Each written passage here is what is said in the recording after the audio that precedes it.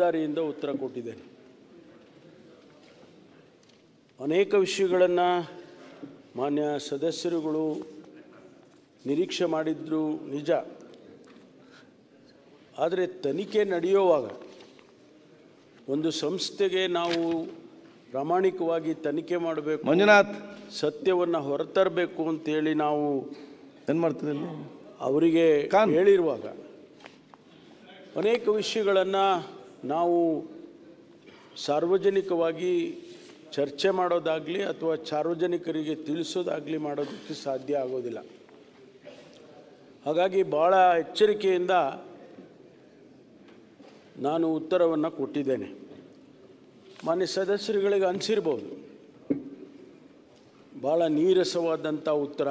Pattern ಮಾನ್ಯ ವಿರೋಧ ಪಕ್ಷದ ನಾಯಕರು ಹೇಳಿದಾಗೆ ಭಾಳ ನಿರೀಕ್ಷೆ ಮಾಡಿದ್ದೋ ಅದೇನೇನೋ ಹೇಳಿಬಿಟ್ರಿ ನೀವು. ಮಂಜುನಾಥ್ ಇಲಿನೂ ಹೇಳಲಿಲ್ಲ ಪಾಪ ನನಗೆ, ನೀವು ಇರುವೆಗೆ ಹೋಗ್ಬಿಟ್ರಿ. ತಾವು ಗೃಹ ಸಚಿವರಾಗಿದ್ದವರು, ಬೇರೆಯವರು ಹೇಳಿದರೆ ನನಗೆ ಅರ್ಥ ಆಗ್ತದೆ. ಅರಗ ಜ್ಞಾನೇಂದ್ರ ಅವರು ತಾವು ಹೇಳಿದರೆ ಅಥವಾ ಸುರೇಶ್ ಅವರು ಕಾನೂನು ಸಚಿವರಾಗಿ ಹೇಳಿದರೆ ಅಷ್ಟು ಸಮಂಜಸವಾಗಿ ಅನಿಸೋದಿಲ್ಲ. ಯಾಕೆಂದರೆ ನಿಮಗೆ ಆಂತರಿಕವಾದಂಥ ಆಡಳಿತದಲ್ಲಿ ಆಂತರಿಕವಾದಂಥ ನಿಯಮಗಳ ಬಗ್ಗೆ, ಆಡಳಿತದಲ್ಲಿ ಲಕ್ಷ್ಮಣ ರೇಖೆಯ ಬಗ್ಗೆ ಅರಿವಿದೆ ಅಂತ ಹೇಳಿ ನಾನು ಭಾವಿಸ್ಕೊಳ್ತೀನಿ. ಗೌಪ್ಯತೆ ಬಗ್ಗೆ ಕೂಡ ತಾವು ಹೇಳಿದಾಗೆ ನಾವು ಪ್ರಮಾಣವನ್ನು ಸ್ವೀಕಾರ ಮಾಡಿರ್ತೇವೆ. ಆ ಸಂದರ್ಭದಲ್ಲಿ ನಾವು ಯಾರಿಗೂ ಕೂಡ ಇಂಥ ಸರ್ಕಾರದ ಗೌಪ್ಯತೆಯನ್ನು ಕಾಪಾಡ್ಕೊಳ್ತೀವಿ ಅಂತ ಹೇಳಿ ಕೂಡ ನಾವು ಪ್ರಮಾಣ ತಗೊಳ್ತೀವಿ. ನಿಜ, ಜನ ಅಪೇಕ್ಷೆ ಪಡ್ತಾರೆ, ಏನೇನೋ ಅಪೇಕ್ಷೆ ಪಡ್ತಾರೆ. ತಾವು ಕೂಡ ಏನೇನೋ ಅಪೇಕ್ಷೆ ಪಡ್ತೀರಿ. ಚನ್ನಬಸಪ್ಪನವರು ಅವರು ನಿರೀಕ್ಷೆ ಮಾಡಿದ್ದೆ, ನನಗೆ ಹುಸಿ ಆಗಿದೆ. ನೀವು ನಿರೀಕ್ಷೆ ಮಾಡಿದ್ದಕ್ಕೆ ನಾನು ಉತ್ತರ ಕೊಡೋಕ್ಕೆ ಬರೋದಿಲ್ಲ. ನಾನು ಒಂದು ತಮ್ಮ ಭಾವನೆಗಳನ್ನು ತುಂಬ ಚೆನ್ನಾಗಿ ಅರ್ಥ ಮಾಡಿಕೊಂಡೆ. ಚರ್ಚೆ ಆಗಿತ್ತು, ಉತ್ತರ ಕೊಟ್ಟಿದ್ದೇನೆ.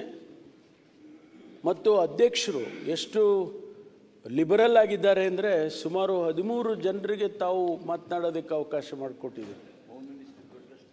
ಹೋಮ್ ಮಿನಿಸ್ಟ್ರಿಗೆ ಕೊಟ್ಟಷ್ಟು ಟೈಮನ್ನು ಹೆಚ್ಚು ಕೊಟ್ಟಿದ್ದೀರಿ. ಭಾಳ ಸಂತೋಷ. ಯಾಕೆಂದರೆ ಅವರೆಲ್ಲರೂ ಕೂಡ ಅವರವ್ರ ಭಾವನೆಗಳನ್ನು ಹೇಳಬೇಕು ಅಂತೇಳಿ ತಾವು ಅವಕಾಶ ಮಾಡಿಕೊಟ್ಟಿದ್ದೀರಿ. ನಮಗೂ ಕೂಡ ಅವರ ಭಾವನೆಗಳ ಅರ್ಥ ಆಗಿದೆ.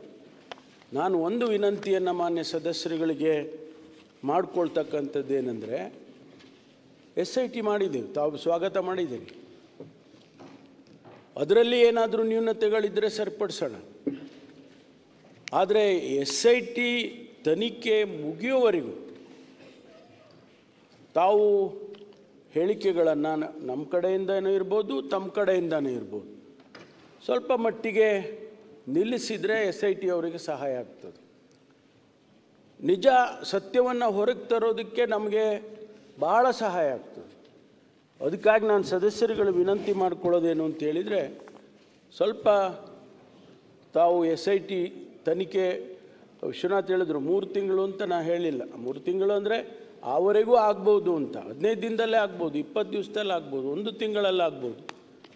ನಾವು ಅವರಿಗೆ ಆದಷ್ಟು ಶೀಘ್ರವಾಗಿ ಮಾಡಿ ಅಂತಕ್ಕಂಥ ಮಾತನ್ನು ಹೇಳಿದ್ದೇವೆ. ಆದ್ದರಿಂದ ಶೀಘ್ರವಾಗಿ ವರದಿ ಬರ್ಬೋದು. ಅಲ್ಲಿಯವರೆಗೂ ನಾವು ಯಾರೂ ಕೂಡ ಅದರ ಬಗ್ಗೆ ರಿಯಾಕ್ಷನ್ಸ್ಗಳನ್ನು ಕೊಡದೇ ಇದ್ದರೆ ಒಂದು ಸಹಾಯ ಆಗುತ್ತೆ ಅಂಥೇಳಿ ಅಂದ್ಕೊಳ್ತೇನೆ. ಕೆಲವು ಪ್ರಾಮುಖ್ಯವಾದ ವಿಚಾರಗಳನ್ನು ಪ್ರಸ್ತಾಪ ಮಾಡಿದ್ದಾರೆ. ಯೂಟ್ಯೂಬರ್ಸ್ ಬಗ್ಗೆ ತಾವು ಪ್ರಸ್ತಾಪ ಮಾಡಿದ್ದೀರಿ. ಭಾಳ ಪ್ರಾಮುಖ್ಯವಾದಂಥ ವಿಚಾರ ಇದು. ಸಮಾಜದಲ್ಲಿ ಇವತ್ತು ಏನಾಗ್ತಾ ಇದೆ ಅಂತೇಳಿದರೆ, ವ್ಯಕ್ತಿಗಳ ಬಗ್ಗೆ, ಸಂಸ್ಥೆಗಳ ಬಗ್ಗೆ, ಸರ್ಕಾರದ ಬಗ್ಗೆ, ಸರ್ಕಾರಗಳ ಬಗ್ಗೆ ಯಾವ ರೀತಿಯಲ್ಲಿ ಮಾಧ್ಯಮದವರಾಗಲಿ ಯೂಟ್ಯೂಬ್ನವರಾಗಲಿ ಮಾಡ್ತಾರೆ ಸೋಷಿಯಲ್ ಮೀಡಿಯಾದಲ್ಲಿ ಅನ್ನೋದನ್ನು ನಾವು ಗಮನಿಸಿದ್ದೇವೆ. ಎಲ್ಲೋ ಒಂದು ಕಡೆ ಇದಕ್ಕೆ ಕಡಿವಾಣ ಹಾಕ್ತೇ ಹೋದರೆ ಸಮಾಜದ ಸ್ವಾಸ್ಥ್ಯವನ್ನು ಹಾಳು ಮಾಡೋದಕ್ಕೆ ಸಾಧ್ಯ ಆಗ್ತದೆ ಇದರಿಂದ ಅನ್ನೋದು ತಮ್ಮೆಲ್ಲರಿಗೂ ನಮ್ಮೆಲ್ಲರಿಗೂ ಕೂಡ ಸರ್ಕಾರದಲ್ಲಿ ಕೂಡ ಅರ್ಥ ಆಗಿದೆ. ಏನೆಲ್ಲ ಕಳೆದ ಈ ತನಿಖೆ ಪ್ರಾರಂಭ ಆದಾಗಿಂದ ಏನೆಲ್ಲ ಬಂದಿದೆ ಅನ್ನೋದನ್ನು ಗಮನಿಸಿದ್ದೀವಿ. ತಾವು ಗಮನಿಸಿದ್ದೀರಿ, ನಾವು ಕೂಡ ಗಮನಿಸಿದ್ದೇವೆ. ಇನ್ನು ಮುಂದೆ ನಾನು ಸದನದ ಮೂಲಕ ನಮ್ಮ ಮಾಧ್ಯಮ ಸ್ನೇಹಿತರು, ಸೋಷಿಯಲ್ ಮೀಡಿಯಾ ಸ್ನೇಹಿತರಿಗೆ ಹೇಳೋದು, ವಿನಂತಿ ಮಾಡಿಕೊಳ್ಳೋದು, ಇಲ್ಲಿಗಾದರೂ ನಿಲ್ಲಿಸಿ, ಪ್ಲೀಸ್ ಸ್ಟಾಪ್ ಇಟ್. ಇನ್ನು ಮುಂದೆ ನೀವು ಇದನ್ನೇ ಮುಂದುವರಿಸಿದರೆ ಖಂಡಿತವಾಗಿ ಸರ್ಕಾರ ಇದರ ಬಗ್ಗೆ ತಮ್ಮ ಬಗ್ಗೆ ಕ್ರಮಗಳನ್ನು ತಗೋಬೇಕಾಗ್ತದೆ ಅನ್ನೋ ಮಾತನ್ನು ಹೇಳ್ತೇನೆ. ಅಲ್ಲಿ ಜಗಳ ಆಯಿತು, ಇಬ್ಬರು ಯೂಟ್ಯೂಬರ್ ಟೀಮ್ಗಳಿಗೆ ಜಗಳ ಆಯಿತು. ಸುನೀಲ್ ಅವರೇ, ತಮ್ಗೆ ಗೊತ್ತಿದೆ, ಹೊಡೆದಾಡಿಕೊಂಡ್ರು. ಅವ್ರ ಮೇಲೆ ಕೇಸ್ ಮಾಡಿ, ಅವ್ರನ್ನ ಅರೆಸ್ಟ್ ಮಾಡಿ, ಮತ್ತು ಅವ್ರ ಮೇಲೆ FIRಗಳೆಲ್ಲ ಮಾಡಿರ್ತಕ್ಕಂಥದ್ದು ಈ SIT ನಮ್ಮ ಸ್ಥಳೀಯ ಪೊಲೀಸ್ನಿಂದ ಮಾಡಿದ್ದಾರೆ. ಆದರೆ ಯಾವ ಕೆಲಸ ತಾವು ಮಾಡ್ತಾ ಇದ್ದೀರಿ? ಜನರ ಭಾವನೆಗಳನ್ನು ಕೆರಳಿಸುವಂಥ ಪೋಸ್ಟಿಂಗ್ಸನ್ನು ನೀವು ಮಾಡಿದರೆ, ಒಂದೇ ಒಂದು ಪೋಸ್ಟಿಂಗ್ ಮಾಡಿದ್ದು, ಅದರಿಂದ ಲಕ್ಷಾಂತರ ಜನರ ಭಾವನೆಗಳಿಗೆ ಧಕ್ಕೆ ಆಗೋದಿಲ್ವ? ನಾನು ಕಾಲೇಜಿನಲ್ಲಿ ಇರ್ತಕ್ಕಂಥ ಸಂದರ್ಭದಲ್ಲಿ ಒಂದು ಪತ್ರಿಕೆಯಲ್ಲಿ ಒಂದು ಲೇಖನ ಬರುತ್ತೆ. ನಾನು ಡೀಟೇಲ್ಸು ಹೆಸರು ಏನು ಹೇಳೋದಿಲ್ಲ. ಆ ಲೇಖನ ಬಂದಾಗ ಮಾರನೇ ಬೆಳಿಗ್ಗೆ MG ರೋಡಲ್ಲಿ ಇರ್ತಕ್ಕಂಥ ಪತ್ರಿಕಾ ಕಚೇರಿ ಏನಿದೆ ಅದನ್ನು ಸುಟ್ಟು ಹಾಕ್ತಾರೆ. ಕೇವಲ ಒಂದೇ ಒಂದು ಲೇಖನ, ಒಂದು ಪ್ಯಾರಾಗ್ರಾಫ್ ಇತ್ತೋ ಏನೋ ಗೊತ್ತಿಲ್ಲ ಅದು. ಅಂದರೆ ಒಂದು ಲೇಖನ ಅಥವಾ ನೀವು ತೋರಿಸ್ತಕ್ಕಂಥ ಒಂದು ಚಿತ್ರಣ ಸಮಾಜದಲ್ಲಿ ಏನು ಮಾಡ್ಬೋದು ಅನ್ನೋದಕ್ಕೆ ಅದು ನಿದರ್ಶನ. ಹಾಗಾಗಿ ನೀವು ಮಾಡ್ತಕ್ಕಂಥ ಪೋಸ್ಟಿಂಗ್ಸ್ ಏನಿದೆ ಅವುಗಳನ್ನು ನೀವೇ ನಿಯಂತ್ರಣ ಮಾಡಿಕೊಂಡ್ರೆ ಭಾಳ ಸೂಕ್ತ. ಇಲ್ಲದೇ ಇದ್ದರೆ ಸರ್ಕಾರ ನಿಮ್ಮನ್ನು ನಿಯಂತ್ರಣ ಮಾಡುತ್ತೆ. ಈಗಾಗಲೇ ನಾವು ಫೇಕ್ ನ್ಯೂಸಿಗೆ ಕಾನೂನು ತರಬೇಕು ಅಂತ ಮಾಡಿದ್ದೇವೆ. ಫೇಕ್ ನ್ಯೂಸ್ ಕಾನೂನನ್ನು ತರಬೇಕು ಅಂಥೇಳಿ ಬಹುಶಃ ಈ ಸದನದಲ್ಲಿ ತರಬೇಕಾಗಿತ್ತು. ಮುಂದಿನ ಅಧಿವೇಶನದಲ್ಲಿ ಖಂಡಿತವಾಗಿ ತರ್ತೇವೆ ಅಂತಕ್ಕಂಥದ್ದನ್ನು ಈ ಸಂದರ್ಭದಲ್ಲಿ ಹೇಳೋದಕ್ಕೆ ಬಯಸ್ತೇನೆ. ಭಾಳಷ್ಟು ಪ್ರಶ್ನೆಗಳನ್ನು ತಾವು ಕೇಳಿದ್ದೀವಿ, ಕೆಲವೆಲ್ಲ ರಿಪಿಟೇಷನ್ಸ್ ಆಗಿದೆ, ನಾನು ಹೇಳೋದಕ್ಕೆ ಹೋಗೋದಿಲ್ಲ. ಇದೆಲ್ಲದಕ್ಕೂ ಉತ್ತರ ಎಲ್ಲಿಂದ ಸಿಗುತ್ತೆ? ಇದೆಲ್ಲದಕ್ಕೂ ಉತ್ತರ ಸಿಕ್ಕೋದು ತನಿಖೆ ಆದಮೇಲೆ ಸಿಗುತ್ತೆ ವಿನಃ ತನಿಖೆಗೆ ಮುಂಚೆ ನಾನಾಗಲಿ ಮತ್ತು ಯಾರೇ ಆಗಲಿ, ಮುಖ್ಯಮಂತ್ರಿಗಳೇ ಆಗಲಿ ಉತ್ತರ ಕೊಡೋದಕ್ಕೆ ಸಾಧ್ಯ ಇಲ್ಲ. ಹಾಗಾಗಿ ಅನೇಕ ಪ್ರಶ್ನೆಗಳನ್ನು ನಾನು ಇವತ್ತು ಉತ್ತರ ಕೊಡೋದಕ್ಕೂ ಸಾಧ್ಯ ಆಗೋದಿಲ್ಲ. ಆದರೆ ತಮ್ಮ ಸಲಹೆ ಇದೆ. ವಿಶ್ವನಾಥ್ ಹೇಳಿದರು, ಟೆಕ್ನಾಲಜಿ ಯೂಸ್ ಮಾಡಿ, ನೀವು ಬೇಗ ತನಿಖೆಯನ್ನು ಮಾಡೋದಕ್ಕೆ ಟೆಕ್ನಾಲಜಿ ಯೂಸ್ ಮಾಡಿ. ಜನ ಕಾಯೋದು ಬೇಡ, ಖಂಡಿತವಾಗಿ ಜನ ಭಕ್ತಾದಿಗಳು ಕಾಯೋದು ಬೇಡ, ನಾವು ಕೂಡ ಕಾಯೋದು ಬೇಡ ಅಂತಕ್ಕಂಥ ಮಾತನ್ನು ತಾವು ಹೇಳಿದಿರಿ. BJP ರಾಜಕೀಯ ಮಾಡೋದಿಲ್ಲ ಅಂತ ಹೇಳಿದಿರಿ. ನಾನು ಅದನ್ನು ಸ್ವಾಗತ ಮಾಡ್ತೇನೆ. ಆದರೆ ನೀವು ಅದನ್ನು ಉಳಿಸ್ಕೊಳ್ಬೇಕು, ನನ್ನ ವಿನಂತಿ ಅಷ್ಟೇ. ಯಾಕೆಂದರೆ ಎಲ್ಲದರಲ್ಲೂ ನಾವು ರಾಜಕಾರಣ ಮಾಡೋಕ್ಕೆ ಹೋದರೆ, ಎಲ್ಲೋದ್ರಲ್ಲೂ ಧರ್ಮ ತರೋದಕ್ಕೆ ಹೋದರೆ, ಕಾನೂನಿದೆ ದೇಶದಲ್ಲಿ. There is a law of land that will take care of it. ನಾವು ಕಾನೂನಿಗೆ ನಾವೇನು ಹೇಳೋದು ಬೇಕಾಗಿಲ್ಲ, ಕಾನೂನು ತಗೊಳುತ್ತೆ, ಪಾಠ ತಗೊಳುತ್ತೆ ಅದು. ಅದಕ್ಕಾಗಿ ಯಾವ ರಾಜಕೀಯ ಆಗಲಿ ಅಥವಾ ಒಂದು ಸಲಹೆನೂ ಕೊಟ್ಟಿದ್ದೀರಿ, CM DCM ಎಲ್ಲ ಹೋಗಬೇಕು ಅಂತ ಒಳ್ಳೆ ಸಲಹೆನ ಕೊಟ್ಟಿದ್ದೀರಿ. ಮುಖ್ಯಮಂತ್ರಿಗಳೇನು ಅಲ್ಲಿಗೇನು ಹೋಗಿಲ್ಲ ಅಂತಲ್ಲ, ಅನೇಕ ಸಂದರ್ಭದಲ್ಲಿ ಹೋಗಿದ್ದಾರೆ. ಹೋಗಿ ಅಲ್ಲಿ ಟ್ರೀಟ್ಮೆಂಟ್ ತಗೊಂಡು ದರ್ಶನ ಮಾಡಿಕೊಂಡು ಎಲ್ಲ ಬಂದಿದ್ದಾರೆ. ನಾವೆಲ್ಲರೂ ಹೋಗಿದ್ದೇವೆ.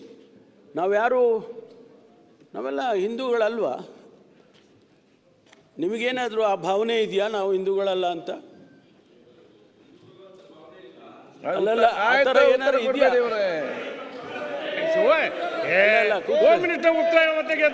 ಅಲ್ಲಪ್ಪ, ಕೇಳ್ರಿ ಸುರೇಶ್ ಗೌಡ,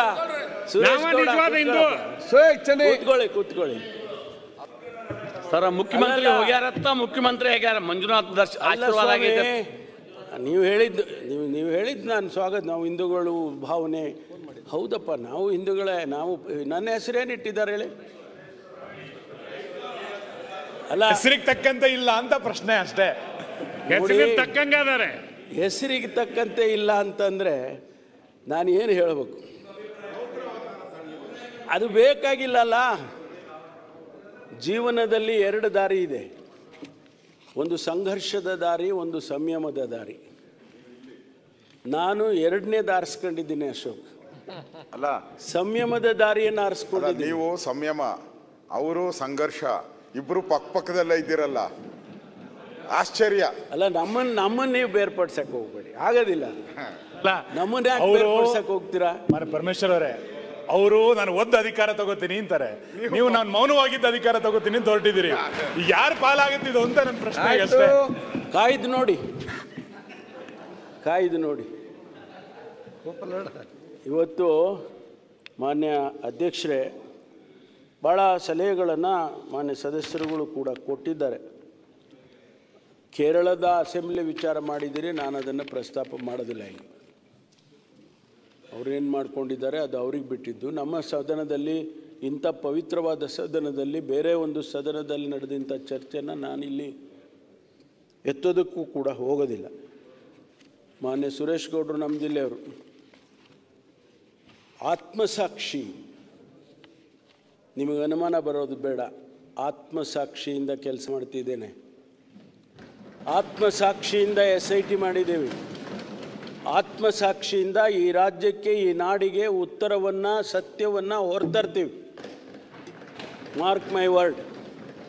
ಇದರಲ್ಲಿ ಯಾವುದೇ ಅನುಮಾನ ಬೇಡ, ದಯಮಾಡಿ. ಆದ್ದರಿಂದ ಮಾನ್ಯ ಅಧ್ಯಕ್ಷರೇ, ಈ ಎಲ್ಲ ಪ್ರಶ್ನೆಗಳು, ಇದಕ್ಕೆ ಉತ್ತರಗಳು ಸಿಗೋದೇ SIT ಆದಮೇಲೆ, SITಯ ವರದಿ ಆದಮೇಲೆ. ಆದ್ದರಿಂದ ಮಾನ್ಯ ಸದಸ್ಯರಿಗೆಲ್ಲರಿಗೂ ಕೂಡ ನಾನು ಅವರು ಭಾಗವಹಿಸಿ ಸಲಹೆಗಳನ್ನು ಕೊಟ್ಟಿದ್ದಾರೆ, ಸೂಚನೆಗಳನ್ನು ಕೊಟ್ಟಿದ್ದಾರೆ, ಟೀಕೆನೂ ಮಾಡಿದ್ದಾರೆ. ನಾನು ಅದನ್ನು ಸ್ವಾಗತ ಮಾಡ್ತೀನಿ. ಹಾಗಾಗಿ ಇಷ್ಟು ಮಾತುಗಳನ್ನು ಹೇಳಿ ನಾನು ಮಾತು ಮುಗಿಸ್ತೇನೆ. ತಾವು ಮುಂದೆ ಕೊಡಬೇಕು. ನ್ಯೂಸ್ ಫಸ್ಟ್, ನಿರ್ಭೀತಿಯಿಂದ ನಿಮ್ಮ ಪರವಾಗಿ.